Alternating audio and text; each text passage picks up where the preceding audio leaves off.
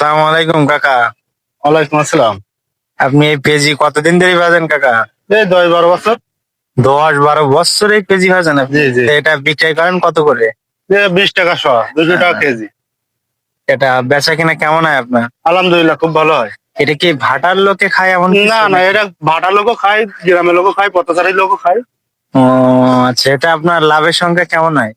লাভের সংখ্যা মোটামুটি চলে, সংখ্যা তার মতো চলে। এটা কি 2 বেলা ভাজেন নাকি না না, এক বেলায় ওই 2-3 ঘন্টার জন্য বেচা হয়। 2-3 ঘন্টায় এই দেখছি আবার ওই গামলার ভিতরে এখন আছে। জি জি। আর ওটা কি আলু আলু নাকি? হ্যাঁ, আলু আছে, ধনিয়া পাতা আছে, তারপর বেগুনি আছে, ডিম চপ আছে, ডিম সিদ্ধ আছে। এটা কত করে? এটা হলো আপনার বেগুনি 20 টাকা, আলু 20 টাকা।